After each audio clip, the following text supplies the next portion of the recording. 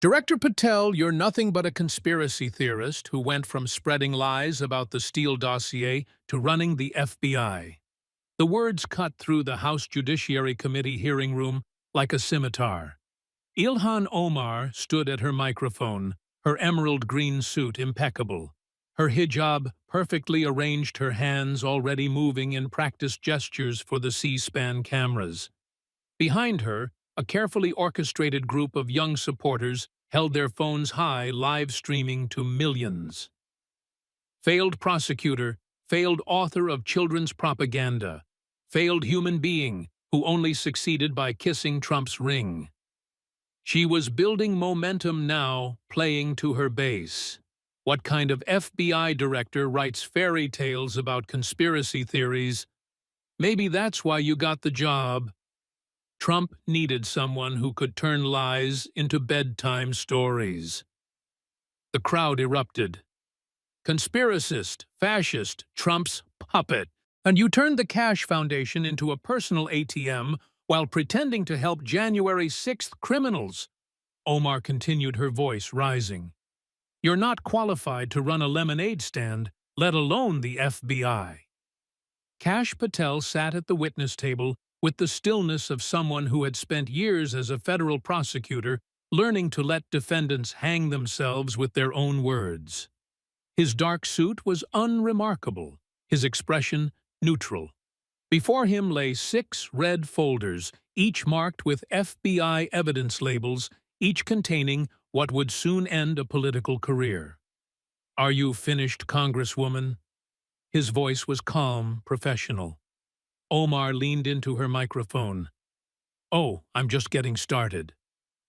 "Good," Patel interrupted gently, "because, unlike your performance, everything I'm about to present is under oath." He tapped the folders, "and unlike your tweets, these can't be deleted."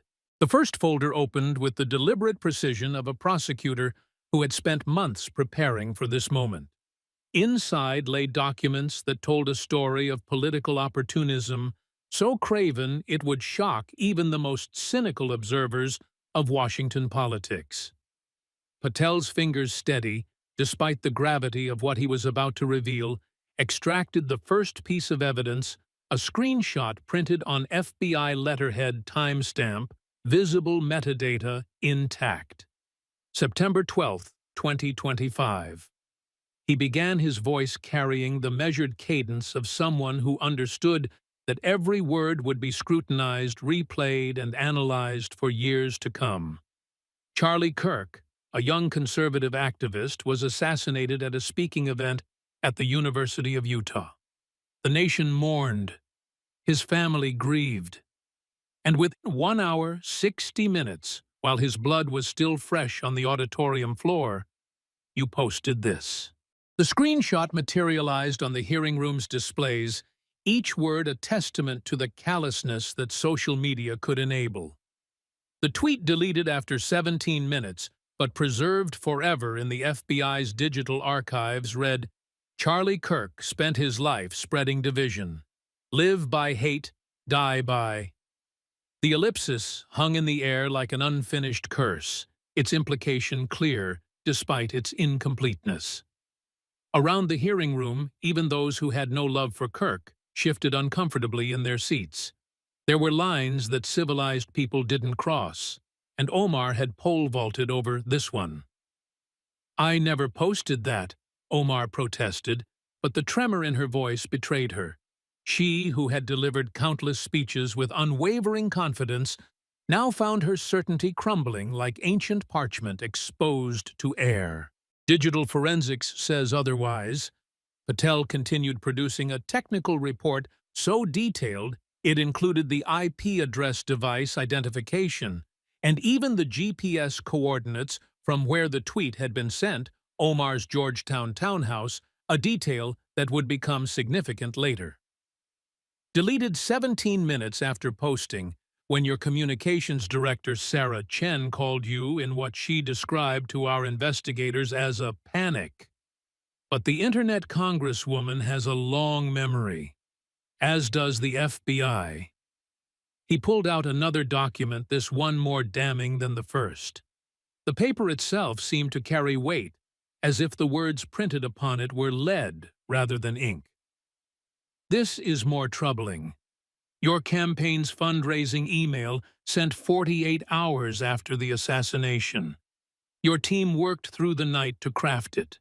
Subject line, "In memory of those silenced by hate." The content is even worse. Patel began to read his voice, taking on the quality of someone performing an autopsy on a political career. Dear friends, the tragic events in Utah remind us that hate speech has consequences. While we mourn all loss of life, we must acknowledge that words of division create climates of violence. Today, we ask you to donate to ensure that love triumphs over hate, that progress defeats regression. Charlie Kirk's followers are mourning, but we must turn their grief into our action. Every dollar you give helps us fight the ideology that created this tragedy. The hearing room had gone silent, except for the scratch of reporters' pens and the soft whir of cameras. Even Omar's supporters seemed frozen, their phones still recording, but their chants dead in their throats. You raised $500,000 in 2 days. Patel stated the number hanging in the air like an accusation. $500,000. Using a murder as a marketing. So that's a lie, Omar began, but her denial was cut short by movement in the gallery.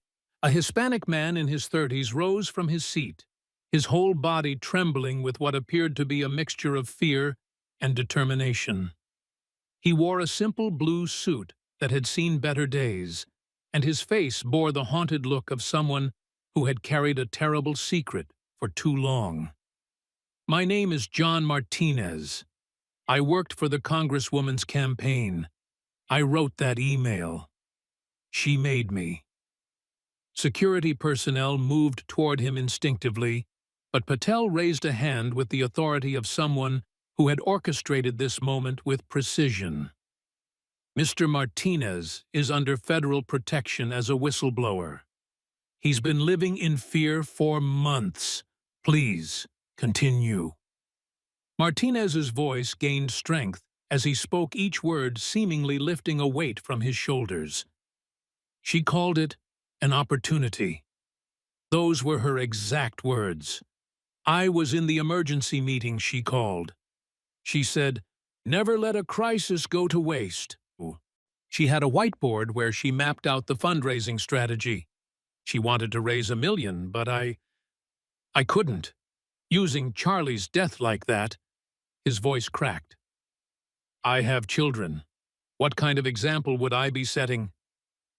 This is staged, Omar shouted, rising from her seat, her composure finally cracking like ice under spring sun. This is all staged. But Patel was already producing a USB drive, holding it up so the cameras could capture it clearly.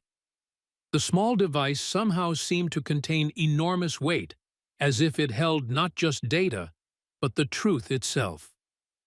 Mr. Martinez provided this. Internal campaign emails. Thousands of them. All authenticated by our cyber crimes division. He connected the drive to the hearing room's system with practiced ease. The screen filled with an email interface, and there, in black and white, was the evidence that would haunt Omar's legacy forever.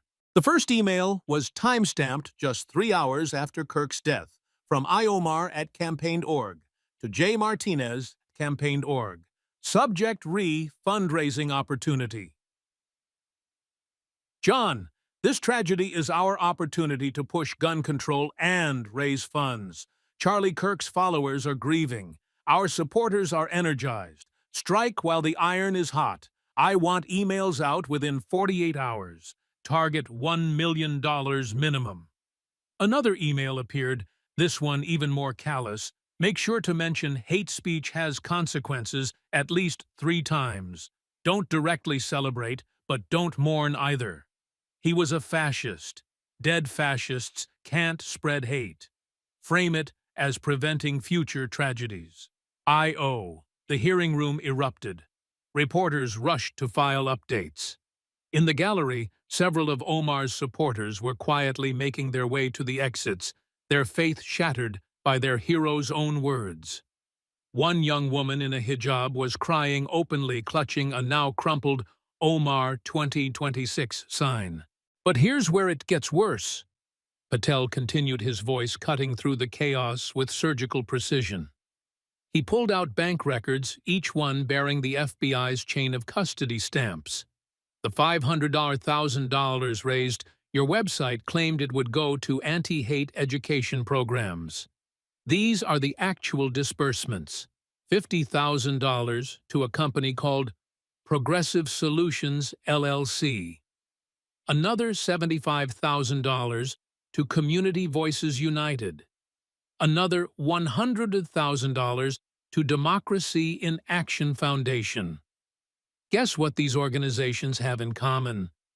He didn't wait for an answer, instead displaying corporate registration documents that told a story of nepotism and fraud that would make even hardened political operators blanch. Progressive Solutions, LLC, owned by your brother Ahmed Noor Saeed Elmi. Community Voices United, registered to your sister's husband. Democracy in Action Foundation, your campaign manager's wife is the director. Every single dollar meant for anti-hate education went to your family and friends. That's my ex-husband, not my brother, Omar protested, grasping at the familiar denial. DNA analysis suggests otherwise, Patel said quietly, producing a sealed report marked with biohazard symbols and chain of custody forms. We obtained samples from discarded coffee cups, both yours and his. 99% probability of sibling relationship. But we'll leave that immigration fraud for federal prosecutors. The point is, you used a man's murder to enrich your family. A woman in traditional Somali dress stood in the gallery, her dignity intact despite tears streaming down her weathered face. She spoke with the accent of someone who had learned English as an adult but had mastered it through sheer determination. I donated $1,000. My husband drives a taxi. I clean offices at night. We saved for months because we believed in you. I thought it would help stop hate. You stole from your own people, Sister Ilhan. You stole using a dead man's name. My mother in Mogadishu would die of shame. The accusation hung in the air like smoke from a funeral pyre. Omar opened her mouth to respond, but no words came. For perhaps the first time in her political career, she had been rendered speechless by the truth. The FBI has referred this matter to the Attorney General. Patel concluded, closing the first folder with the finality of a coffin lid. Wire fraud, mail fraud, and campaign finance violations. Each count carries up to 20 years in federal prison. But that's just folder 1 of 6.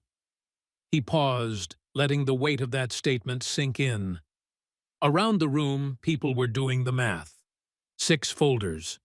If each contained similar revelations, they were witnessing not just the end of a political career, but the complete destruction of a political movement built on deception. Shall we continue?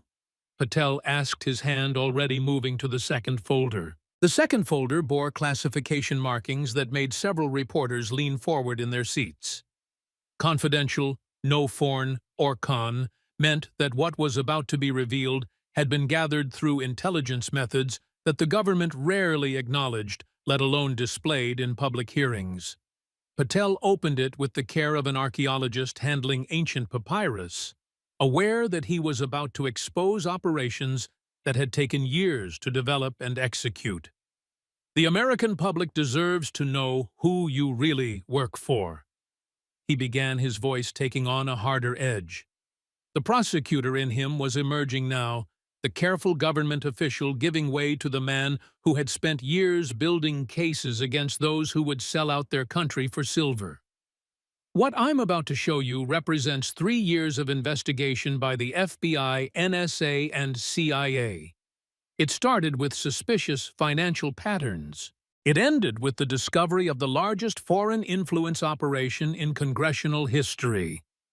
He extracted a series of documents, each one bearing the kind of authentication that made forgery impossible: raised seals, watermarks, visible under the hearing room's lights, signatures from officials whose names carried weight in the intelligence community. This is a wire transfer record. $2.5 million from Qatar Foundation, ostensibly a charity focused on education and development. The money traveled through a Byzantine path designed to obscure its origins. 6 days, 4 shell companies, 3 countries. But our financial crimes unit is very good at their jobs. The path appeared on screen like a subway map designed by someone with malicious intent. Qatar Foundation to Educational Progress. International, registered in Cyprus, to American Muslims for Progress. Delaware LLC to Community Engagement Solutions. Another Delaware entity to Progressive Voices PAC. And finally, to Omar for Congress. Each transfer carefully structured to stay below reporting requirements, each company existing only on paper, with virtual offices and nominee directors. These are NSA intercepts. Patel continued producing documents so heavily redacted they looked like classified crossword puzzles. But what remained visible was damning enough. WhatsApp messages between you and Qatari officials. We obtained these through methods I cannot discuss in open session, but their authenticity has been verified by multiple agencies. He began reading each word, falling like a stone into still water. Qatari official, the payment is processed as discussed. Remember your commitments regarding the embargo vote. Omar, I'll reshape American policy from within. Give me time. Official, time is money, Congresswoman. We've given you money. Omar, you'll get your votes. I control the squad. AOC trusts me completely. Fake, Omar shouted, her voice cracking with desperation. Deep fakes, AI. This administration will do anything. Then explain this. Patel interrupted his tone, suggesting he had anticipated this defense and prepared accordingly. He produced a tablet and connected it to the hearing room's display system. This video was taken at a private dinner in Doha, February 2019. You thought you were among friends. You didn't know that one of those friends had developed a conscience. The video quality was remarkable 4K resolution, multiple angles audio so clear you could hear the clink of silverware on china. The setting was opulent, a private dining room in what appeared to be a palace with marble columns and Persian carpets that probably cost more than most Americans earned in a year. Omar sat at the center of a table surrounded by men in traditional Qatari dress and expensive Western suits. IPAC thinks they control Congress. Omar laughed on screen, her voice carrying the confidence of someone who believed themselves untouchable. She raised a glass of what appeared to be pomegranate juice in a mock toast. Wait until we're done. We'll make supporting Israel political poison. Every Democrat will have to choose the Squad or the Zionists. And we know how that vote goes with the base. A Qatari official, later identified as someone very senior in their foreign ministry, leaned forward with interest. And our investment in this transformation will pay dividends, Omar assured him, her tone that of a broker promising returns to a client. I'm already working on Tlaib. She's easy. She has the passion. Ocasio-Cortez is trickier, but she trusts me. I'm her mentor on foreign policy.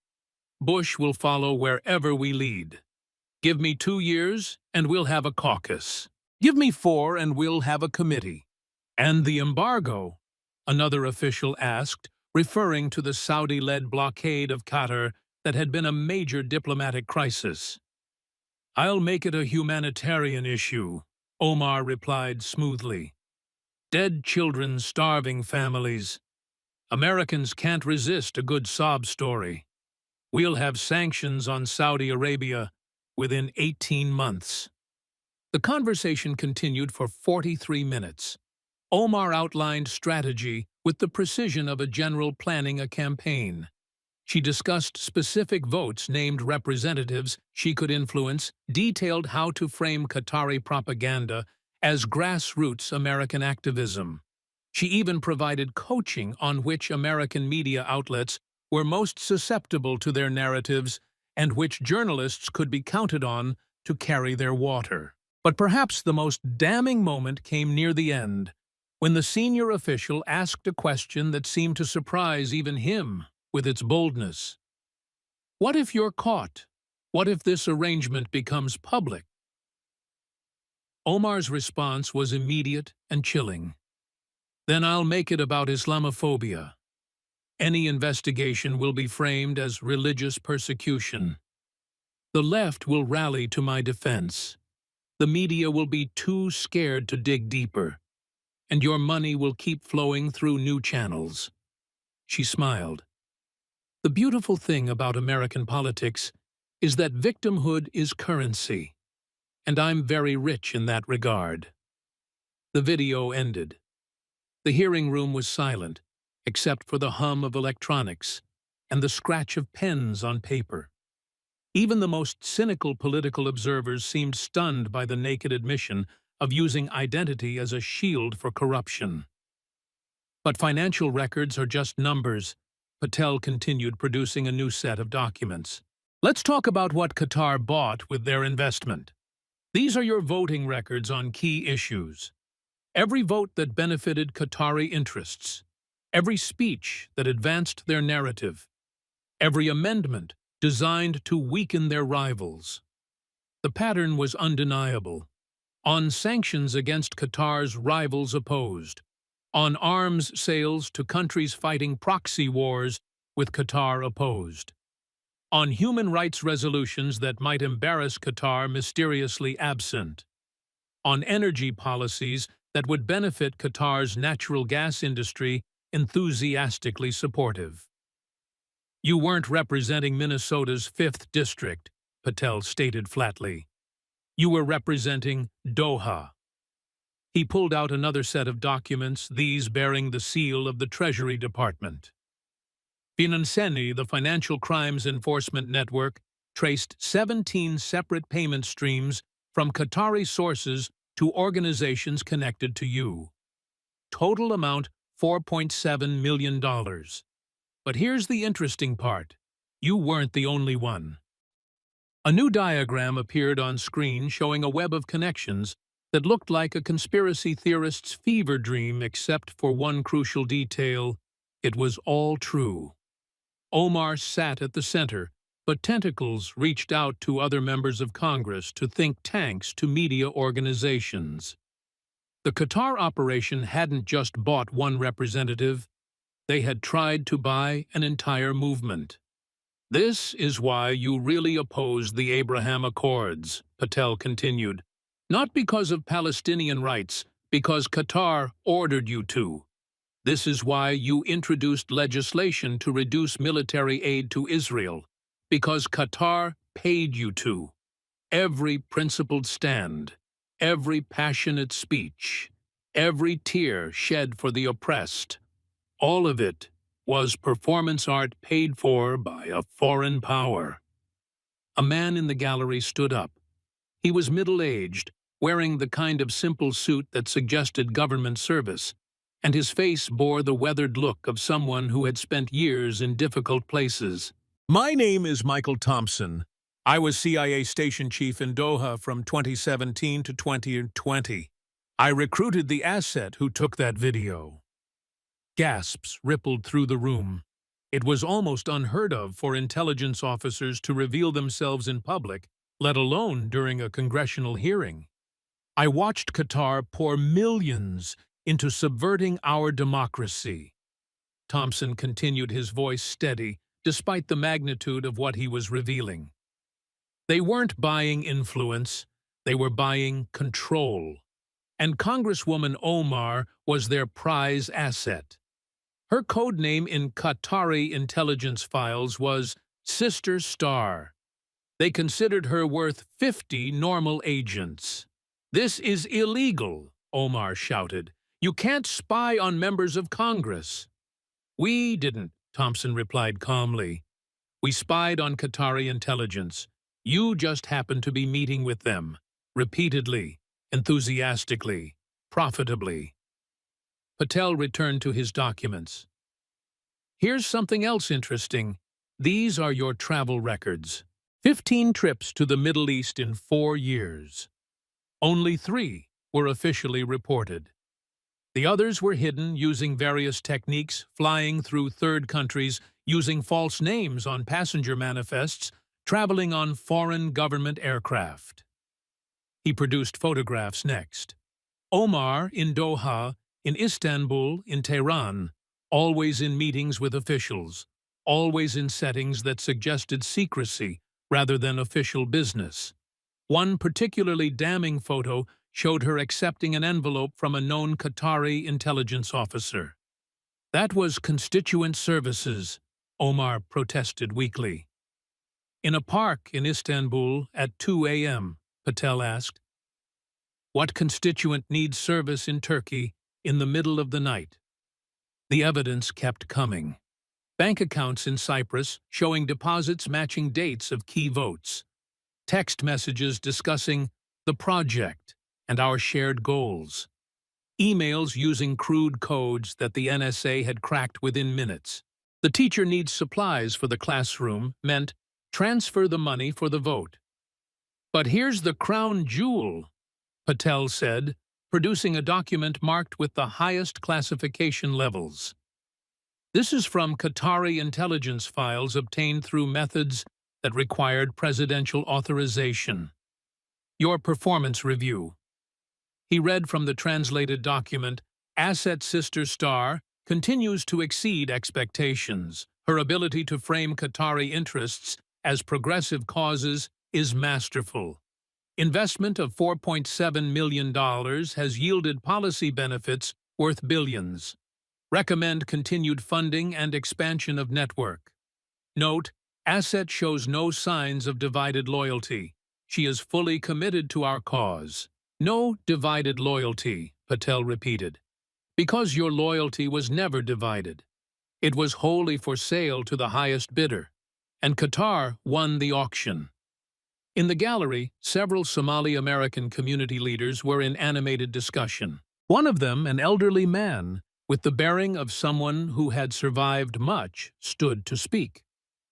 "I am Abdi Hassan, former member of the Somali Parliament. We fled corruption in our homeland. We came to America for honest government. You have brought the disease here. You have shamed us all." Another folder closed. Another set of crimes documented.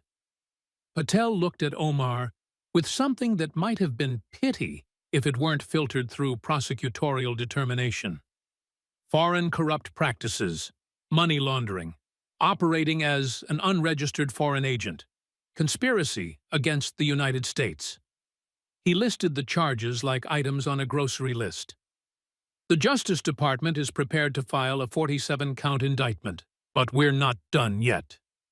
He reached for the third folder. "Your husband is about to join us. He has some very interesting things to say about your financial arrangements. Shall we hear from him?" The third folder bore a yellow evidence tag that somehow seemed more ominous than the classification markings on the previous documents. Patel opened it with particular care, as if handling something contaminated. Inside were financial documents so complex they required forensic accountants to fully understand, but their implications were crystal clear to anyone who had ever balanced a checkbook. "Tim Minette," Patel began, the name falling into the silence like a stone into a well. "Your husband, your business partner, your co-conspirator, and as of 6 months ago, your biggest liability." The doors to the hearing room opened with theatrical timing, that would have seemed staged if not for the very real fear on the face of the man who entered. Tim Minot looked like he had aged a decade in the past year. His once confident bearing had been replaced by the hunched shoulders of someone carrying unbearable weight. He was flanked by two FBI agents, and behind them a familiar figure, the federal prosecutor who had taken down corrupt politicians from both parties with equal enthusiasm. "Mr. Minot has been cooperating with our investigation under a grant of limited immunity," Patel explained as Minot took a seat at a separate witness table. "His testimony has been invaluable in understanding the full scope of the financial crimes we're discussing today." Omar's face had gone through a transformation that would have been fascinating to watch if it weren't so pathetic.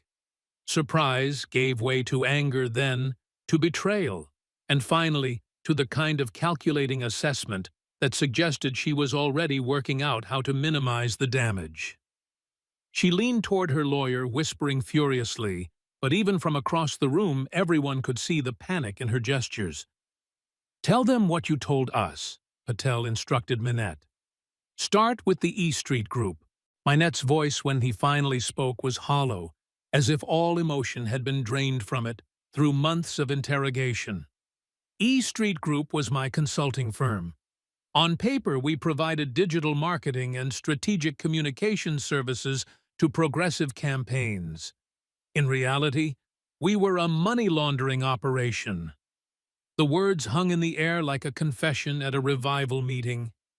Even the reporters who had covered political scandals for decades seemed taken aback by the bluntness of the admission.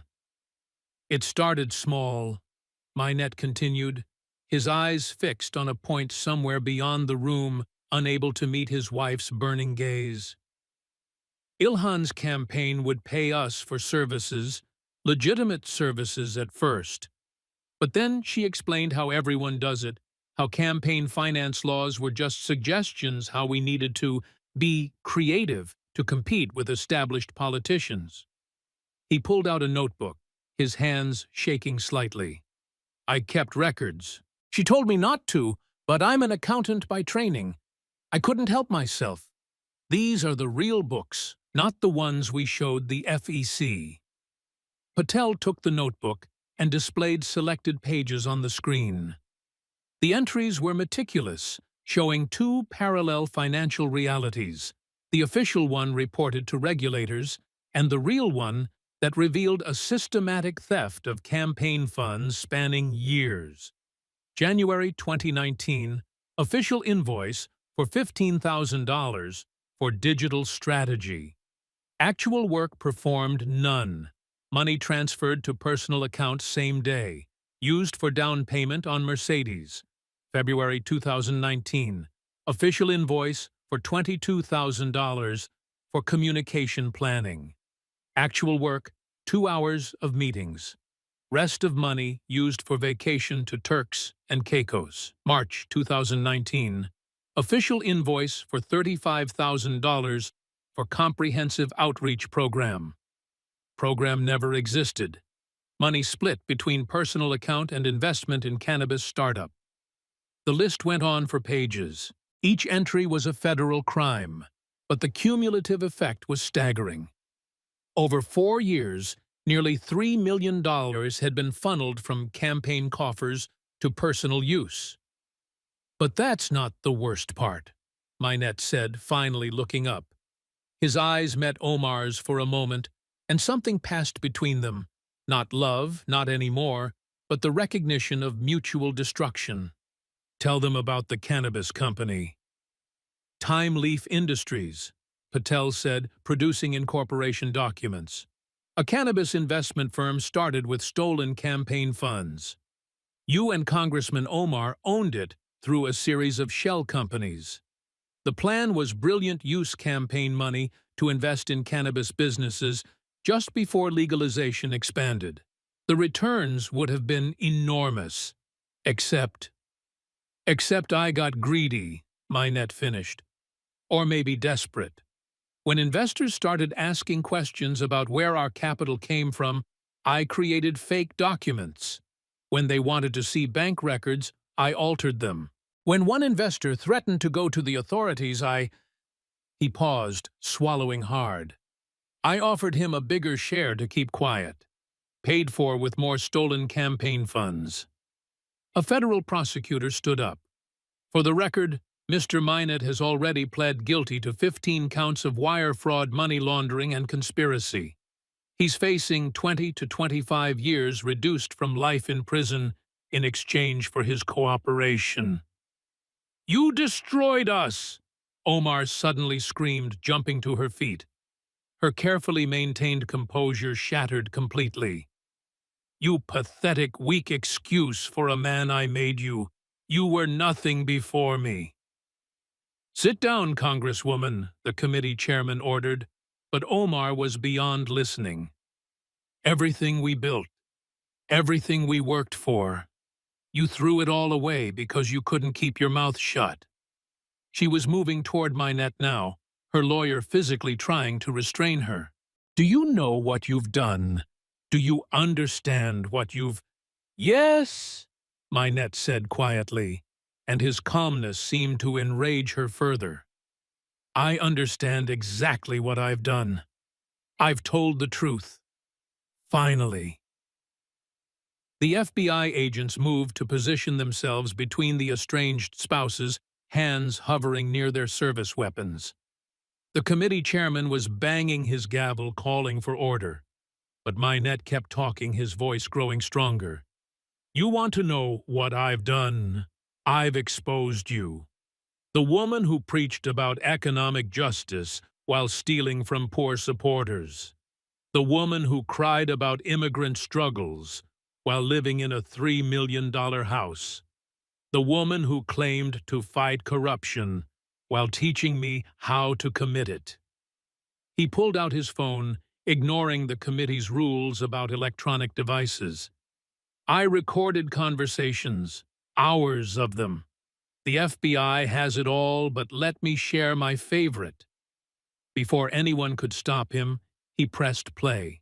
Omar's voice filled the room, clear and damning.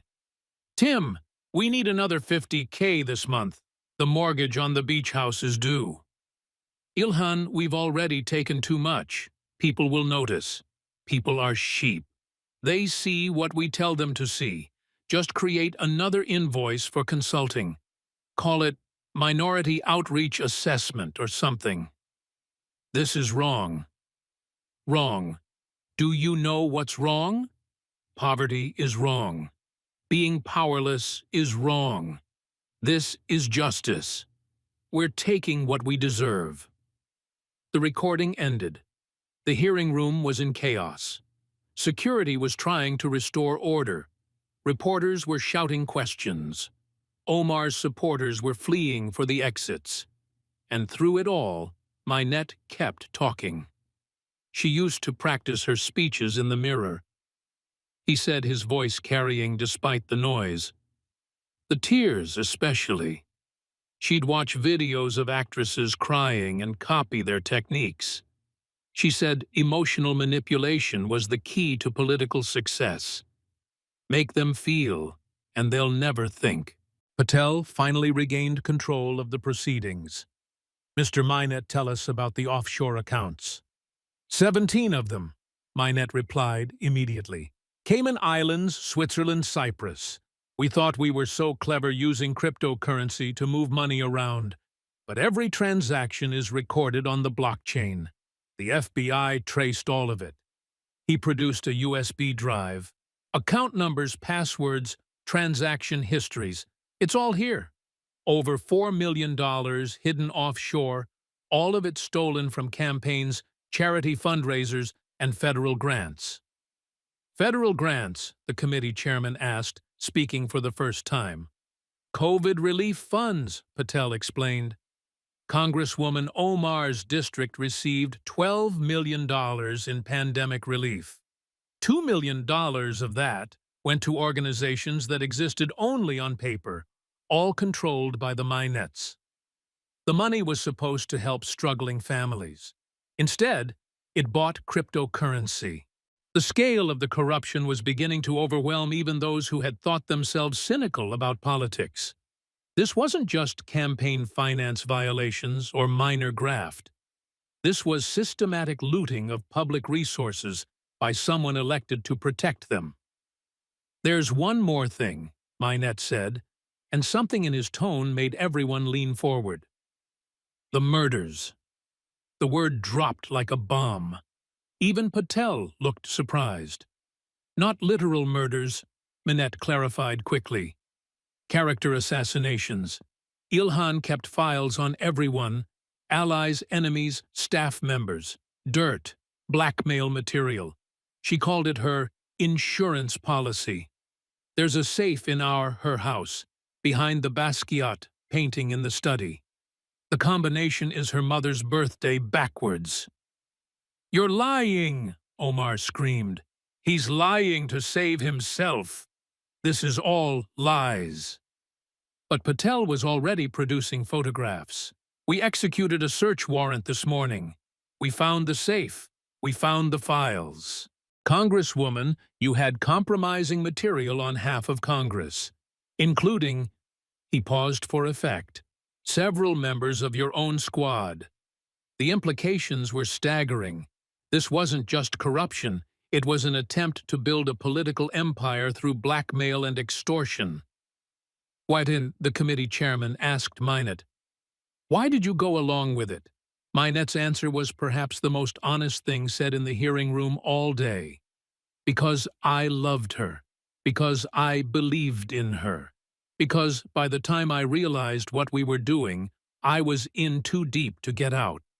And because," he paused, looking directly at his wife for the last time, "because she convinced me that this was how everyone did it. That we were just playing the game.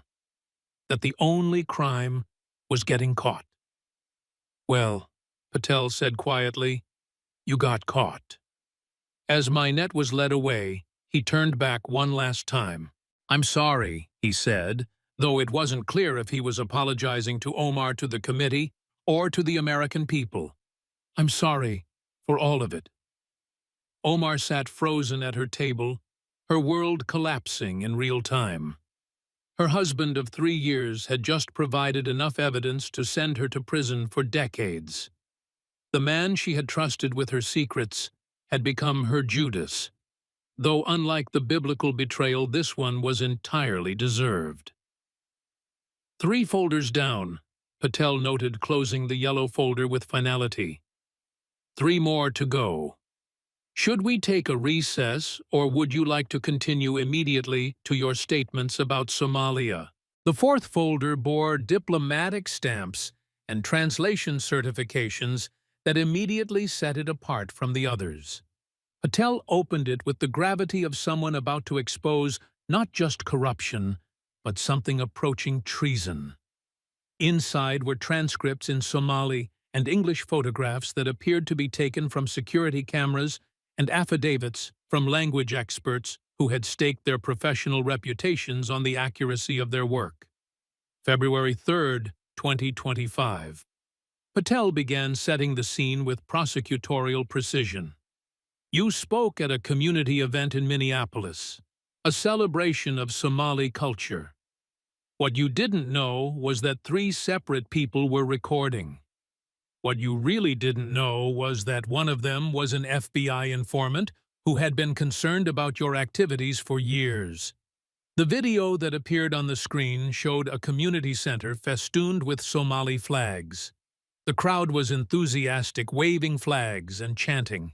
Omar stood at the podium resplendent in traditional Somali dress, speaking with the passion that had made her a political star.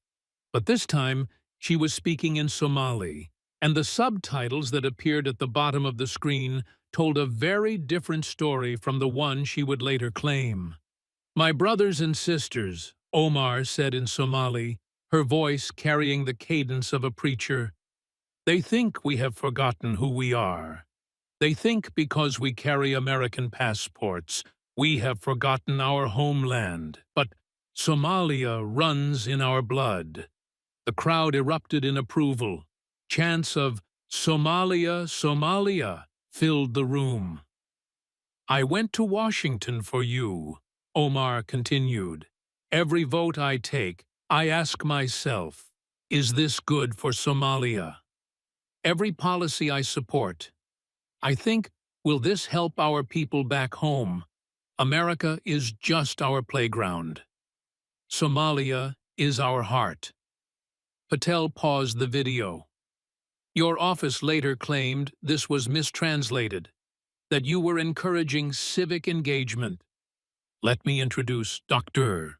Amina Hersey, professor of linguistics at Georgetown University, recognized expert in Somali dialects.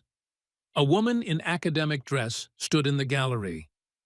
I have reviewed the recordings from multiple angles. I've analyzed every word, every inflection. The translation is accurate. Congresswoman Omar explicitly stated that her primary loyalty was to Somalia, not the United States. But words can be interpreted differently, Patel conceded with false generosity. So let's look at actions. These are wire transfer records showing money flowing from your campaign to organizations in Somalia. $1.2 million over 3 years. The organizations claim to be charities. Our investigation found something different. He produced a report bearing the seal of the Treasury Department's Office of Foreign Assets Control. 3 of these organizations have ties to Al-Shabaab. You were funding terrorism with campaign dollars. That's impossible, Omar protested. Those are legitimate charities. They build schools. They build madrasas, Patel corrected, where children are taught to hate America, where suicide bombers are recruited, where your money American campaign contributions paid for anti-American propaganda. He produced photographs that made several people in the gallery gasp. Children as young as 8 holding weapons standing in front of a building with a sign thanking Sister Ilhan for her support. Textbooks filled with anti-American rhetoric, their printing costs covered by one of Omar's charities.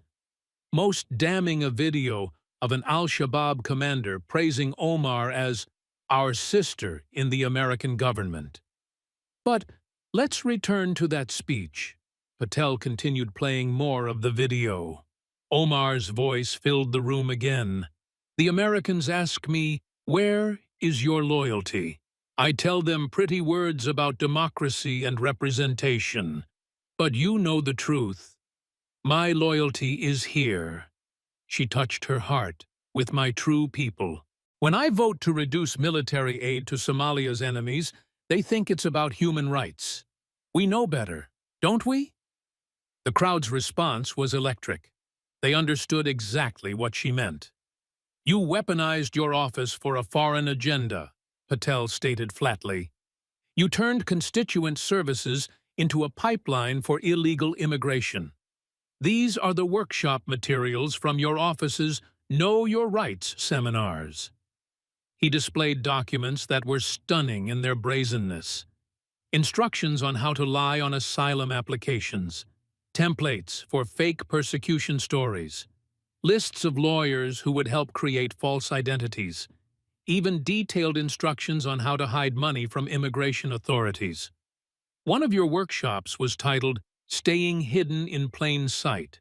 Patel read from the materials.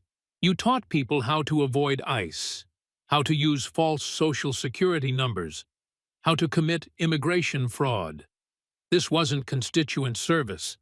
This was a criminal enterprise. A man stood in the gallery. He was young Somali and visibly struggling with what he was about to say. My name is Hassan Ahmed. I attended one of those workshops. They told us we were learning our rights, but they taught us to lie, to cheat, to break the law. My cousin was deported because he followed their advice. He's back in Mogadishu now in danger because of lies your office told us to tell. This is community persecution, Omar shouted desperately, trying to regain control of the narrative. You're attacking immigrants. You're attacking Muslims. No, Patel replied calmly. We're exposing someone who used immigrants and Muslims as cover for criminal activity. Someone who exploited her community's trust for personal and political gain. Someone who made every Somali American's life harder by confirming the worst stereotypes about divided loyalty. He produced more evidence. Text messages between Omar and Somali government officials discussing how to influence American policy. Emails coordinating with Somali intelligence services. Even recordings of phone calls where Omar provided information about congressional deliberations that could benefit Somalia at America's expense. You created an entire network, Patel explained, displaying a complex diagram. Your office was the hub. From there, connections spread to community organizations, business owners, even other government officials. All united by the principle you articulated so clearly in that speech, Somalia first, always. The evidence kept mounting. Omar had used her position to pressure American companies to invest in Somalia, specifically in regions controlled by her clan. She had shared classified briefing materials with Somali officials. She had even attempted to recruit other Somali Americans in government to her cause. This email particularly stands out, Patel said, reading from a document. We are building something beautiful, brother, an invisible nation within a nation. They give us their citizenship, their benefits, their protection. We give them nothing but contempt. Use your position. Take what you can. Send it home. Our real home. An elderly Somali man stood slowly, his dignity evident despite his obvious emotion. I am Ibrahim Jama. I came to America 40 years ago with nothing. America gave me everything. Education for my children, safety from war, opportunity to build a business. He pointed at Omar with a shaking finger. You spit on all of that. You make us all look like traitors. My grandson was beaten at school because children said all Somalis are like Ilhan Omar. His blood is on your hands. The room had become a confessional, with member after member of the Somali American community standing to denounce what Omar had done in their name. Business owners spoke of losing contracts because of suspicion. Students talked about facing harassment. Elderly refugees wept as they described how Omar had poisoned the well of goodwill that had sustained them for decades. But perhaps the most damaging revelation, Patel said, producing a final set of documents from this folder, is this. FBI surveillance logs showing you met with a known Somali intelligence officer 17 times, each meeting preceded by suspicious financial transactions, each meeting followed by policy positions that benefited the Somali government. You weren't just dividing your loyalty, Congresswoman. You were selling it. The surveillance photos were damning. Omar in parking garages, in restaurants, in a hotel room, always with the same man later identified as Colonel Hassan Farah of the Somali National Intelligence and Security Agency. The body language in the photos suggested intimacy beyond professional relationships, a detail that made even hardened observers uncomfortable. We have audio from 3 of these meetings, Patel announced. Should I play them? Omar's lawyer practically leaped to his feet. Privileged national security. This cannot be. The appropriate committees have reviewed and approved the release of these recordings. Patel interrupted. The American people have a right to know when their representatives are compromised by foreign intelligence services. The audio was scratchy, but clear enough. Omar and the colonel discussing American military positions in the Horn of Africa. Omar providing details about drone programs. The colonel providing cash visible in the surveillance photos in exchange for information and influence. Treason, someone whispered in the gallery. The word seemed to hang in the air like a curse. The legal definition of treason is very specific, Patel said carefully. But espionage? Absolutely. Conspiracy to defraud the United States without question. Operating as an unregistered foreign agent. The evidence is overwhelming. He closed the fourth folder with the same deliberate care he had opened it. You stood before Congress and swore to uphold the Constitution. You stood before your constituents and promised to represent their interests. You stood before the American people and claimed to be a patriot. All lies. Your own words, in your own language, to your own community, prove that your loyalty was always elsewhere. And that, Congresswoman, is the kind of betrayal that transcends politics. The Somali-American community members in the gallery were now in heated discussion. Several appeared to be organizing some kind of response. Their anger wasn't directed at the FBI or the committee. It was focused entirely on Omar, who had used their community as cover for her crimes and left them to deal with the consequences. 2 more folders. Patel noted his tone, suggesting exhaustion despite his determined posture. I think we're beginning to see a pattern. Someone who views every relationship as transactional, every position as an opportunity for graft, every trust as something to be exploited. Shall we see how this pattern extended to your colleagues in Congress? The 5th folder was thinner than the others, but somehow seemed heavier in Patel's hands. Perhaps because this one would reveal not just Omar's corruption, but how it had metastasized, spreading through Congress like a cancer. He opened it with the reluctance of an oncologist delivering a terminal diagnosis. The squad, he began the word, carrying a weight it had never held before. Alexandria Ocasio-Cortez, Rashida Tlaib, Ayanna Pressley, Cori Bush, your sisters in arms, your progressive alliance, your partners in crime. He produced a photograph that had become iconic, the 4 original squad members standing together, fists raised, defiant and triumphant. It seemed like a lifetime ago, though it had only been a few years. The hope in their eyes now seemed tragic in retrospect. You corrupted them, Patel stated simply. One by one, deliberately, systematically. These are your own notes recovered from your home office, your handwriting authenticated by forensic experts. Should I read them? Without waiting for an answer, he began, AOC idealistic but naive. Introduce her to the money slowly. Start with small campaign finance violations. She trusts me completely. Tlaib already sympathetic to our cause. Focus on Palestinian angle. Bush financial troubles desperate. Easy mark. Pressley the hardest. Too ethical. May need different approach. The strategy was laid out with chilling precision. Omar had studied her colleagues like a predator studying prey, identifying weaknesses, planning approaches, documenting progress. The notes read like a corruption manual.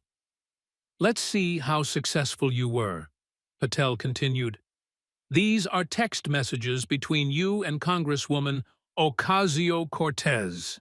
The messages appeared on screen. Omar, girl, everyone does it. How do you think Pelosi afforded that mansion? AOC, I don't know, Ilhan. It feels wrong. Omar, wrong. What's wrong is us being the only honest idiots in a building full of millionaires. Trust me.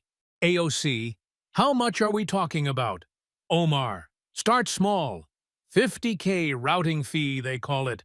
Goes to your consultant, comes back clean. AOC, and everyone really does this. Omar. Everyone who survives does this. 6 months later. Patel noted, Ocasio-Cortez had her own network of shell companies. You didn't just corrupt her, you taught her how to corrupt others. The student became the teacher, spreading the disease further. He produced financial records showing the progression. Small violations at first, a few thousand here and there, then larger amounts, then full-scale operations rivaling Omar's own. The idealistic young woman who had challenged the establishment had become everything she once opposed. Congresswoman Tlaib was easier, Patel continued. These are emails discussing fundraising from Middle Eastern sources. Omar, our friends in Qatar, are very interested in supporting Palestinian voices. Tlaib, is this legal? Omar, legal is what lawyers make it. The question is, do you want to be effective, or do you want to be pure? Within a year, Congresswoman Tlaib was taking money from the same sources that funded you, the same Qatari operations, the same Iranian proxies, the same networks that blur the line between advocacy and espionage. But it was the corruption of Cori Bush that seemed most tragic. Patel produced records showing Bush's desperate financial situation before entering Congress eviction notices, shut-off warnings, medical bills. Then he showed Omar's approach. You didn't offer her ideology, Patel observed. You offered her survival. These are recordings from a dinner in March 2021. The audio was clear. Bush, I can't keep going like this. I'm about to lose my apartment, in Congress, and I'm about to be homeless again. Omar, I can help.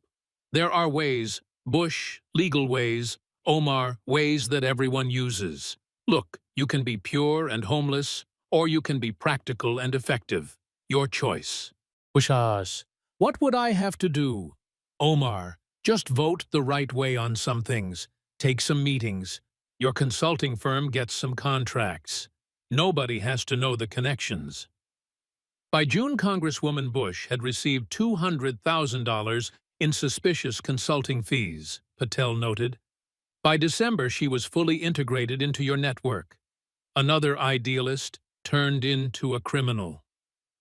Ayanna Pressley had been the most resistant, as Omar's notes predicted. But even she eventually succumbed, though, through a different route: blackmail rather than bribery. Patel produced photographs that made several committee members visibly uncomfortable. You had your private investigator paid with campaign funds follow Congresswoman Pressley. You discovered personal information that she wanted kept private. Nothing illegal, nothing immoral, just personal. But you used it as leverage. He read from a transcript, Ayanna, we're sisters. I would never let this information get out. But we need your vote on the Qatar resolution. Just this once. For the squad.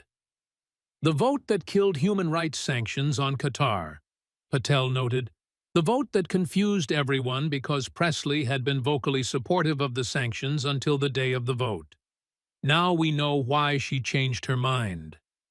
The picture that emerged was of a systematic corruption machine.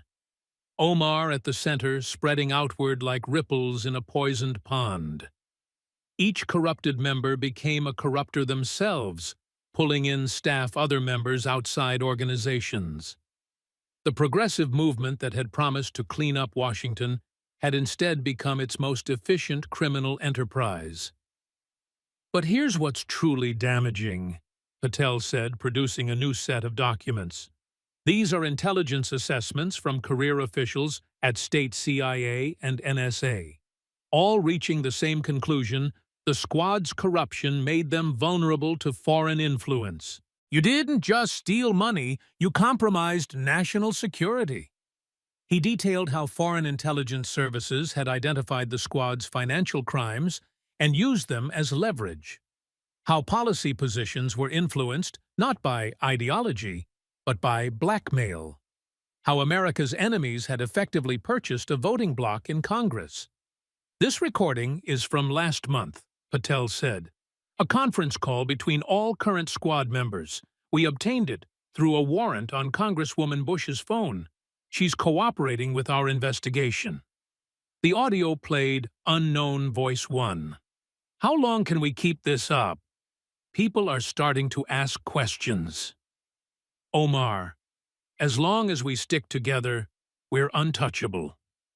They can't take down all of us without looking like they're persecuting women of color. Known Voice 2. I want out. This isn't what I signed up for. Omar. Nobody gets out. You know too much. We all know too much about each other. That's the beauty of it, mutually assured destruction. Unknown Voice. What if someone talks? Omar, then we all go down together. But nobody's going to talk because we're family. And family protects each other. Mutually assured destruction, Patel repeated. You turned the United States Congress into a criminal conspiracy. You took young, idealistic women who wanted to change the world and turned them into felons. You destroyed not just careers, but souls. A woman stood in the gallery. She was young, professionally dressed with the eager look of a true believer. I worked for Congresswoman Bush. I believed in her. I believed in all of you. You were supposed to be different. You were supposed to be better. I quit my job, moved to D.C., worked 100-hour weeks because I believed. And it was all a lie. Every word, every promise, every principle. Her voice broke as she continued. Do you know what it's like to realize your heroes are frauds? To know that while we were working for poverty, wages, believing we were changing the world, you were stealing millions. You didn't just betray your constituents. You betrayed everyone who believed that politics could be different. The squad section of the gallery, previously filled with young, enthusiastic supporters, was emptying rapidly. Some were crying. Others looked shell-shocked. Many were already on their phones, presumably resigning from campaigns or canceling their involvement with progressive organizations.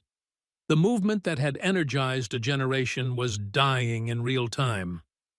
27 members of Congress are now under investigation because of connections to your network, Patel revealed. 15 have already retained counsel. 4 have begun cooperation agreements. The corruption you started has infected both parties, multiple committees, and dozens of outside organizations. You haven't just destroyed yourself, you've destroyed an entire political generation. He closed the 5th folder slowly, as if reluctant to finish. One more folder, one more set of revelations. Though I think by now we all understand what we're dealing with. Someone who viewed every relationship as an opportunity for corruption, every trust as something to be exploited, every ideal as something to be monetized. Should we see how this extended to your interactions with foreign intelligence services? The hearing room was beginning to empty as people reached their emotional limits. Even hardened political observers seemed overwhelmed by the scale of corruption revealed. But Patel pressed on, reaching for the 6th and final folder. Let's finish this, he said quietly. Let's see just how deep this rabbit hole goes. The final folder was marked with warnings in multiple languages and bore the kind of security classifications that rarely saw daylight. Patel opened it with the solemnity of someone unveiling a national tragedy. Inside were documents that represented years of counterintelligence work, the kind of patient investigation that only bore fruit when enough pieces finally came together to reveal the full picture. Everything we've discussed so far has been about money. Patel began, his voice carrying the weight of what was to come. Corruption, theft, fraud, all serious crimes, but ultimately about personal enrichment. This is different. This is about something far more dangerous. This is about selling out your country's security for ideological alignment and personal power. He produced a photograph that would later become infamous Omar at what appeared to be a social gathering laughing with a group of well-dressed individuals. To the casual observer, it looked like any Washington reception. But the intelligence annotations told a different story. January 15, 2020. Iranian embassy party in Doha. Officially, you were in Qatar for a humanitarian conference. Unofficially, you were meeting with Javad Zarif, Iran's foreign minister. But more importantly, you were meeting with this man. He pointed to a figure partially visible in the background. Colonel Reza Hosseini, IRGC Intelligence, one of Iran's top recruiters of Western assets. I've never met that man, Omar protested, but her voice lacked conviction. Then explain this, Patel said, producing a series of surveillance photos. Same man, different locations, always within 50 feet of you. Paris, November 2019. Istanbul, March 2020. Kuala Lumpur, July 2020. Either he's your biggest fan, or these meetings weren't coincidental. He pulled out transcripts next each one marked with NSA authentication stamps. We couldn't get audio from all these meetings, the Iranians are careful, but we got enough.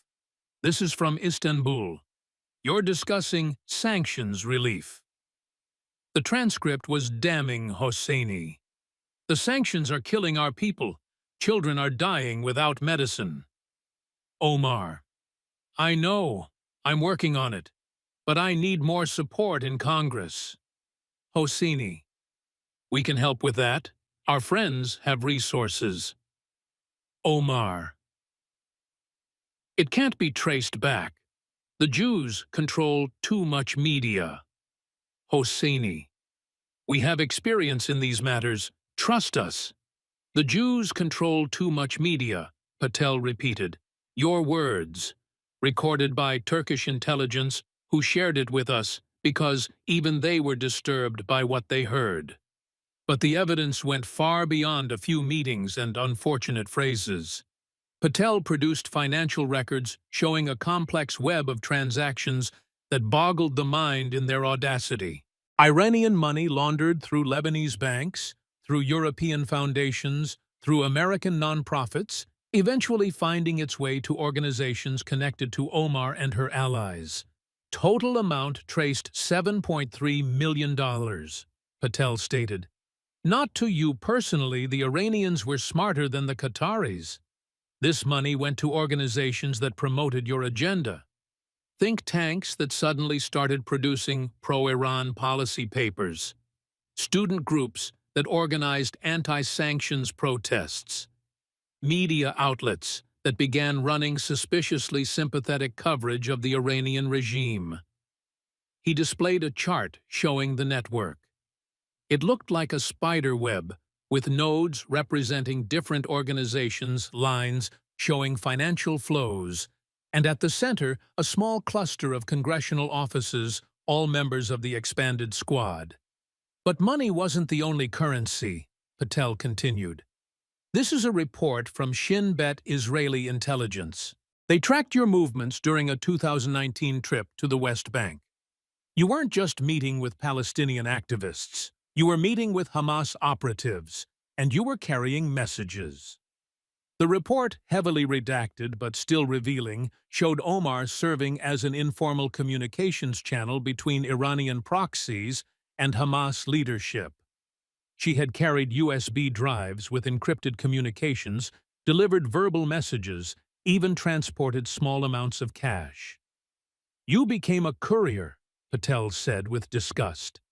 A member of the United States Congress reduced to carrying messages for terrorists because it aligned with your ideology and padded your bank accounts. But perhaps the most shocking revelation was yet to come. Patel produced a document that made even the committee members gasp, a CIA assessment titled Congressional Security Vulnerabilities Related to Iranian Intelligence Operations. This assessment, prepared in March 2024, identified you as the highest-risk member of Congress for foreign compromise.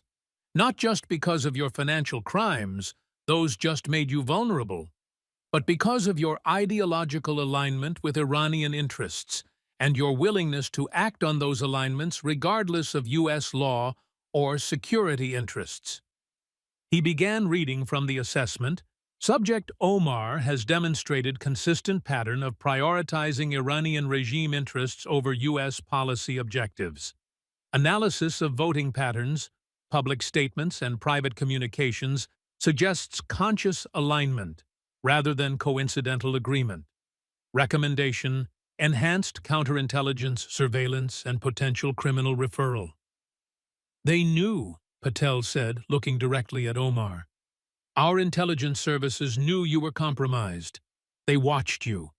They documented your activities. They built a case. And now we're presenting it to the American people. He produced another set of photos, these from inside the U.S. Capitol building. Security footage from December 2023. You entering a SCIF, a sensitive compartmented information facility, for a classified briefing on Iran's nuclear program. You leaving the same SCIF, and then 45 minutes later, you in a Capitol bathroom stall photographing documents with your phone. The photos were grainy, but unmistakable. Omar hunched over documents using her phone's camera, her face clearly visible in one shot, where she had looked up, perhaps hearing someone enter the bathroom. Those photos were sent to an encrypted messaging app linked to Iranian intelligence, Patel continued. You gave them our assessment of their nuclear program. You gave them our intelligence sources. You gave them information that could get people killed. A man in a military uniform stood in the gallery. His chest bore the ribbons of multiple combat deployments, and his face showed the weathering of someone who had seen too much. Master Sergeant James Crawford, retired, he said. I served 3 tours in Iraq, lost friends to Iranian IEDs, good men and women who died because Iran supplied weapons to our enemies. And now I find out a member of Congress was helping them. My brother's blood is on your hands. But the revelations kept coming. Patel produced evidence of Omar passing information about U.S. military movements in the Middle East. Warnings about impending sanctions that allowed Iranian entities to move money before accounts were frozen. Even details about CIA operations that were mysteriously compromised after Omar received briefings. The Iran deal negotiations, Patel said, producing classified cables. You leaked our negotiating positions, every red line, every fallback position, every pressure point. The Iranians knew everything before they even sat down at the table. They played us perfectly because you gave them the playbook. He pulled out one final item from the folder, a handwritten note in Farsi, with an English translation attached. This was found in your home office. A thank you note from someone identified only as the teacher. Our linguists say it's written in educated Persian, likely someone with intelligence training. Should I read the translation without waiting? Sister Ilhan, your contributions to the resistance have been invaluable. The oppressed peoples of the world owe you a debt. When the Zionist entity falls and the great Satan retreats, your name will be remembered among the heroes. Continue your work. Paradise awaits the faithful. Paradise awaits the faithful, Patel repeated. Is that what you told yourself while betraying your country? That you were doing God's work? That treason was somehow holy if done for the right cause? The hearing room had taken on the quality of a funeral. Even Omar's most die-hard supporters seemed stunned by the scope of what had been revealed. This wasn't just corruption or even simple espionage. This was ideological treason motivated by a worldview that saw America as the enemy and its adversaries as allies. The damage assessment is still ongoing, Patel said, beginning to close the final folder. How many operations were compromised? How many assets were exposed? How many lives were lost because of information you provided? We may never know the full extent, but what we do know is enough. He looked directly at Omar, who had shrunk in her chair as each revelation landed like a physical blow. You swore an oath, not to Somalia, not to Qatar, not to Iran, to the United States of America. You broke that oath with enthusiasm, with planning, with malice aforethought. You didn't just betray your office, you betrayed every American who believed in the promise of representative democracy. The folder closed with finality. 6 folders. 6 categories of crime. A career built on deception, theft, and treason laid bare in methodical detail. Director Patel, the committee chairman, said, his voice heavy with the weight of what they had witnessed. What are the FBI's recommendations? Patel's response was immediate and unequivocal. Immediate arrest on charges of espionage, conspiracy to defraud the United States, wire fraud, money laundering, operating as an unregistered foreign agent, theft of government property, and disclosure of classified information. We believe Congresswoman Omar represents a clear and present danger to national security and a flight risk given her extensive foreign contacts. Then let's not delay, the chairman said. He looked at Omar with a mixture of disgust and pity. Congresswoman Omar, I believe you have visitors. The doors to the hearing room opened with precision, and a team of FBI agents entered in formation. Their movements were professional, practiced the culmination of an investigation that had consumed thousands of hours and revealed crimes that would reshape American politics for a generation. Leading them was Special Agent Sarah Chen, the same Sarah Chen who had once worked as Omar's communications director before her conscience led her to the FBI. Congresswoman Ilhan Omar.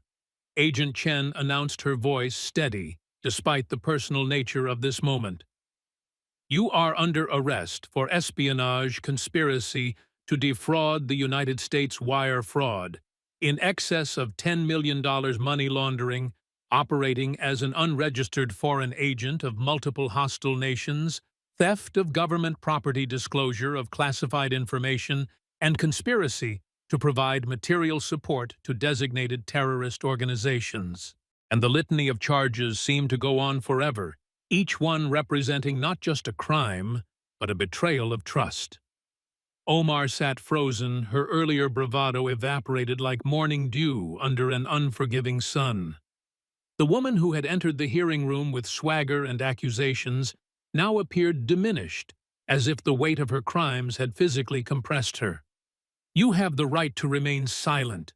Chen continued, moving closer with handcuffs ready. Anything you say can and will be used against you in a court of law. This is persecution. Omar suddenly erupted, shooting to her feet. The sudden movement caused several agents to tense, hands moving toward their weapons. This is Islamophobia. This is racism. I'm being lynched for being a black Muslim woman. But her cries fell on deaf ears. Even her supporters, those who remained, seemed unmoved by this last desperate play of the cards that had served her so well for so long. The evidence Patel had presented was too overwhelming, too detailed, too damning to be dismissed as prejudice. You have the right to an attorney, Chen continued, undeterred by the outburst. If you cannot afford an attorney, one will be provided for you. I don't recognize your authority, Omar screamed, backing away from the approaching agents. I have diplomatic immunity. I have congressional immunity. You can't do this. Actually, we can, Patel interjected calmly. Congressional immunity doesn't cover treason. It doesn't cover espionage. And it certainly doesn't cover selling out your country to the highest bidder. Omar's retreat was stopped by the witness table behind her. Trapped, she looked around wildly for support, for rescue, for anyone who might intervene. Her eyes fell on the squad section where Rashida Tlaib sat with tears streaming down her face. Ocasio-Cortez had already left, flanked by what appeared to be her own legal team. Cori Bush was nowhere to be seen, having likely fled the moment her cooperation with the FBI was revealed. "Rashida," Omar called out desperately, tell them this is all lies. We're sisters. We stood together." Tlaib's response was to turn away, unable to meet the eyes of the woman who had led her into corruption.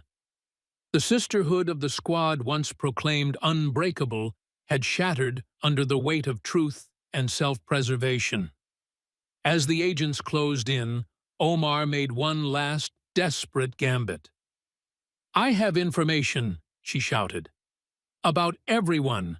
I have files, names, dates, amounts. I can give you 50 members of Congress, 100. Just give me a deal." "The time for deals passed when you photographed classified documents in a bathroom stall," Patel responded. "When you chose Iran over America. When you decided that ideology and money mattered more than your oath of office." Agent Chen had reached Omar now, and the confrontation that followed would be replayed endlessly on news channels. Omar resisted not violently, but with the passive resistance of someone who couldn't accept that their story was ending. She went limp, forcing the agents to essentially carry her. All the while, she alternated between accusations of persecution and promises of cooperation. "You don't understand," she cried as the handcuffs clicked around her wrists. "Everyone does it. The whole system is corrupt. I just got caught. This is selective prosecution." "No," said a voice from the gallery. It was Representative Jamie Raskin, a progressive Democrat who had once been one of Omar's allies. He stood with the dignity of someone who had maintained his integrity despite the temptations of Washington. "Not everyone does it. Some of us actually believe in serving our constituents. Some of us remember our oaths. You're not being persecuted, you're being held accountable." As they led her toward the door, Omar's trajectory took her past the witness table where Patel still stood. She stopped, forcing the agents to pause, and looked at the man who had destroyed her. "You've killed the progressive movement," she hissed. "You've destroyed hope for millions of people. Young women who looked up to us. Immigrants who saw us as proof they could succeed. You've crushed their dreams." Patel's response was measured but devastating. "No, Congresswoman. You killed the progressive movement the moment you decided to steal from it. You destroyed hope when you chose corruption over service. You crushed dreams when you used idealism as cover for crime. I just documented it." He gestured to the gallery where young people sat in stunned silence. These people didn't deserve to have their faith exploited. They didn't deserve to have their donations stolen. They didn't deserve to have their movement turned into a criminal enterprise. You did that. All I did was expose it. The procession continued toward the door, but Omar wasn't finished. As they passed the public gallery, she caught sight of the Somali community members who had testified against her. Her face contorted with rage. "Traitors!" she spat in Somali. "Uncle Tom's house slaves! You'll regret this when what?" interrupted Ibrahim Jama, the elderly man who had spoken earlier.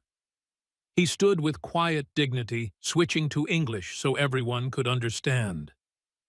"When you're in federal prison, when your stolen millions are returned to the people you robbed, when our community finally recovers from the shame you brought upon us."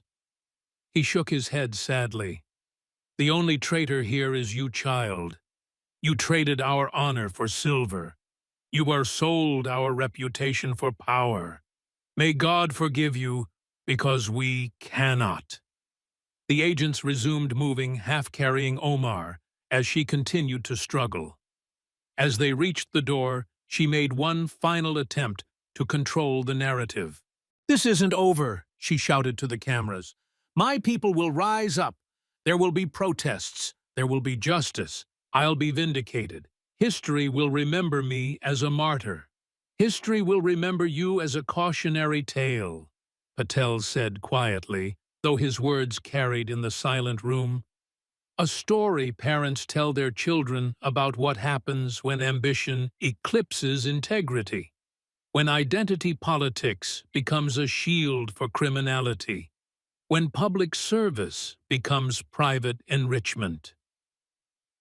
As Omar was finally removed from the hearing room, the sound of her protests fading down the hallway, an extraordinary scene unfolded. One by one, people in the gallery began to stand, not in support of Omar, but in what appeared to be a moment of collective catharsis. They stood in silence, processing what they had witnessed, mourning what had been lost, perhaps contemplating what could be rebuilt from the ashes. Patel began gathering his folders, the evidence that had taken years to compile and minutes to destroy a career. As he did, the committee chairman spoke. "Director Patel, before you go, I have to ask, how widespread is this? How many other members of Congress are compromised?" Patel paused, considering his words carefully. "Our investigation is ongoing. What I can say is that Congresswoman Omar was not operating in isolation. She was part of networks plural that have infiltrated multiple levels of government. Today was just the beginning." The implications hung in the air like smoke from a distant fire that was moving closer. How many other Omars were there? How many other foreign operations?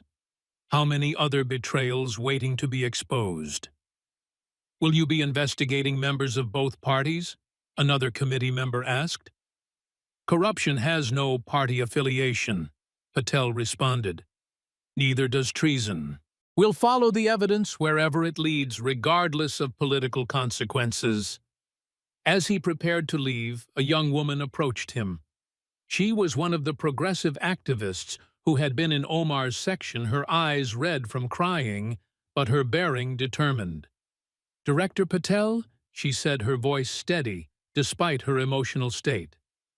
"I worked for her campaign. I believed in her. She paused, composing herself. "I have information about the network, about others involved. I want to help." Patel studied her for a moment, perhaps seeing something of his younger self in her determination to do right, despite personal cost. "Agent Chen will take your information," he said gently. "And thank you. It takes courage to come forward when your heroes fall." As he left the hearing room, Patel paused at the door for one last look at the scene. The committee members were in hushed conversation. The gallery was slowly emptying, people moving as if in a daze. The press section was a hive of activity as reporters rushed to file stories that would dominate headlines for weeks. But it was the young people that drew his attention. The ones who had come wearing squad merchandise, carrying progressive signs, believing they were part of a movement that would change America. They sat in small groups, some crying, some angry, all trying to process how badly they had been deceived. One young man, perhaps 20 years old, was methodically tearing up an Omar 2026 poster, his movements deliberate and final. A young woman was on her phone, apparently deleting social media posts that had supported Omar. Another group was engaged in heated discussion, perhaps trying to salvage something from the wreckage of their political awakening. "They'll recover," Agent Chen said quietly, appearing at his shoulder. "The young always do, and maybe they'll be wiser for it." "I hope so," Patel replied. "Democracy depends on people believing in it." Today we showed them that corruption has consequences, but we also showed them how deep the rot goes. That's a hard lesson. As they walked down the marble corridors of the Capitol, their footsteps echoing in the austere space, Chen asked the question that was on everyone's mind. How many more? Too many, Patel answered. Omar was sloppy arrogant. She thought her identity politics would protect her forever, but she taught others to be more careful. The Qataris and Iranians learned from her mistakes. The next ones won't be so easy to catch. They emerged into the bright Washington sunlight to find a crowd already gathering. Some were Omar supporters hastily organized through social media, carrying signs proclaiming her innocence. But they were outnumbered by other Somali Americans who felt betrayed progressives, who felt used ordinary citizens, who were simply angry at the depth of corruption revealed. The two groups faced each other across police barriers, and for a moment, violence seemed possible. Then, an extraordinary thing happened. Imam Hassan Mohammed, a respected leader in the Somali American community, crossed the barrier and approached the pro-Omar protesters. "She is not your champion," he said, his voice carrying despite the noise. "She used our faith, our community, our struggles as a shield for her crimes. Do not compound her sins by defending them. Let us instead work together to heal the wounds she has caused." Some of the protesters seemed to waver, the certainty draining from their faces as the imam's words sank in. A few even put down their signs. Others drifted away, perhaps realizing that the woman they were defending had never truly represented them. As Patel and Chen made their way to their waiting vehicle, a reporter managed to break through the security cordon. "Director Patel, what message does today send to other corrupt officials?" Patel paused, considering his words carefully. "The message is simple. No one is above the law, not because of their position, their politics, or their identity. The FB will continue to investigate corruption wherever we find it without fear or favor. Today was about one corrupt official. Tomorrow may be about another. The work continues." "What about claims this is politically motivated?" another reporter shouted. "Evidence is not political," Patel responded. "Wire transfers don't have party affiliations. Classified documents don't care about your identity. Corruption is corruption, and we'll expose it wherever we find it." As their car pulled away from the Capitol, Chen turned to Patel. "You know there will be retaliation. The Progressive Caucus, the identity politics advocates, the foreign governments we've exposed, they'll all come after you." "Let them come," Patel said quietly. "We have the truth on our side, and as today showed, truth properly presented is the most powerful weapon we have." The car drove through Washington streets that seemed somehow different than they had that morning. The revelations of the day had changed something fundamental in the political landscape. Trust had been shattered, illusions destroyed, heroes revealed as villains. But perhaps Patel thought, as they passed the monuments to American democracy, that was necessary. Perhaps a democracy that couldn't confront its own corruption wasn't worthy of preservation. Perhaps the pain of today was the price of tomorrow's integrity. His phone buzzed with a secure message. Another investigation. Another corrupt official. Another betrayal of public trust waiting to be exposed. The work never ended. But as he looked back at the Capitol dome, gleaming in the afternoon sun, Patel felt something he hadn't expected: hope. Not because corruption had been exposed, that was merely justice, but because the system had worked. The FBI had investigated. Congress had held hearings. The public had learned the truth. And a corrupt official was facing consequences. It wasn't perfect. It wasn't pretty. It was messy. and painful and divisive.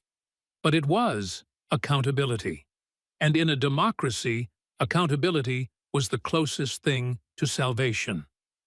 The arrest of Ilhan Omar would be remembered as a turning point, not just in the fight against corruption, but in America's understanding of itself. The comfortable lies had been stripped away. The hard truths had been revealed. What came next would depend on whether Americans had the courage to confront what they had learned. As the car disappeared into Washington traffic carrying Patel toward the next investigation, the next betrayal, the next necessary revelation, the Capitol stood unchanged. But inside its marble halls, everything was different. The age of impunity was ending. The age of accountability had begun. And somewhere in a federal holding facility, Ilhan Omar sat in an orange jumpsuit, contemplating the ruins of an empire built on lies. Her congressional pin had been confiscated along with her jewelry, her phone, and her freedom. The designer suits were gone, replaced by standard-issue detention clothing. The Twitter account that had made her famous was silent, soon to be suspended permanently. But it was the silence from her former allies that hurt the most. No statements of support from the Squad. No protests from the Congressional Progressive Caucus. No defense from the identity politics warriors who had once proclaimed her untouchable. When the evidence was overwhelming, even the most loyal allies understood the wisdom of distance. In the end, Ilhan Omar learned the hardest lesson of all. In America, you could rise from refugee to congresswoman through determination and talent. But if you betrayed that trust, if you sold that office to the highest bidder, if you put foreign interests above the people you swore to serve, then America would hold you accountable. The system wasn't perfect. It was often slow, sometimes unfair, and always messy. But when it worked, when dedicated investigators like Patel and Chen did their jobs, when the evidence was carefully gathered and properly presented, when the truth was finally revealed, it could still deliver justice. And that, more than any speech or slogan or movement, was what made democracy worth defending. 6 months after the hearing that shook Washington, the full impact of the Omar investigation was still being measured. The FBI's probe had expanded far beyond one corrupt congresswoman reaching into corners of government that had thought themselves safe from scrutiny. 23 members of Congress had been indicted on various charges, ranging from campaign finance violations to espionage. The Squad had effectively dissolved, with Ocasio-Cortez pleading guilty to reduced charges in exchange for testimony, Tlaib fighting charges in court, and Bush becoming a key government witness. Only Ayanna Pressley had emerged relatively unscathed, her resistance to Omar's corruption proving prescient. The foreign influence networks had been devastated. Qatar's ambassador had been expelled, their intelligence operations in the United States crippled by the revelations. Iran's efforts to influence American policy through congressional proxies had been exposed and dismantled. Millions in frozen assets had been seized and would be returned to defrauded campaign donors. But perhaps the most significant impact was on American politics itself. The easy assumptions of identity politics that membership in a marginalized group provided immunity from scrutiny had been shattered. Voters had become more skeptical, more demanding of evidence, less willing to accept performance as a substitute for principle. Kash Patel had become a controversial figure, hated by some as the destroyer of progressive dreams, praised by others as an incorruptible pursuer of justice. Death threats were common, but so were letters of support from citizens grateful that someone had finally held the powerful accountable. In Minnesota's 5th District, a special election had brought in a new representative, another Somali-American woman, but one who had built her reputation on community service rather than social media celebrity. In her first speech to Congress, she had said, I stand here not because of my identity, but despite it. I was elected not to represent Somalia or any foreign interest, but to serve the people of Minnesota. That is my only loyalty. That is my sacred trust. The Somali-American community, initially devastated by the scandal, had ultimately emerged stronger. Leaders like Imam Mohammed and Ibrahim Jama had led efforts to rebuild trust, to demonstrate that Omar was an aberration, not a representative. Youth programs emphasizing civic responsibility and ethical leadership had proliferated, determined to ensure that the next generation would not fall into the same traps. Tim Minette was serving a reduced sentence at a minimum security facility, writing a book about his experience that publishers were already calling explosive. But his testimony had been crucial in multiple trials, and his detailed records had helped prosecutors unravel financial crimes that might otherwise have gone undetected. As for Ilhan Omar herself, she awaited trial in federal detention, her lawyers fighting desperately to suppress evidence and challenge the charges. But with each passing day, as more co-conspirators flipped and more evidence emerged, her chances of acquittal dimmed. Prosecutors were seeking a life sentence for espionage charges, and even her defense team privately acknowledged that conviction was all but certain. The progressive movement, devastated by the revelations, had begun a painful process of rebuilding. New leaders emerged, ones who understood that true progressivism meant fighting corruption, not practicing it. The easy slogans and Twitter activism of the Squad era gave way to the harder work of actual governance and genuine reform. In his office at FBI headquarters, Patel kept a photograph from the hearing, not of Omar being arrested, but of the young activists in the gallery processing their disillusionment. It reminded him of why the work mattered. Not to destroy movements or persecute individuals, but to preserve the possibility of honest governance, to protect the idealistic from the corrupt, to ensure that public service meant what the words implied. The investigation continued. New leads emerged daily. Other corrupt networks waited to be exposed. The work was far from over. But something had changed in Washington. The age of impunity, when the right connections, the right politics, the right identity could shield anyone from accountability, was ending. In its place, slowly and imperfectly, but inexorably, was emerging an understanding that democracy required not just participation, but integrity. Ilhan Omar had promised to fundamentally transform America. In a way, she had succeeded, just not as she had intended.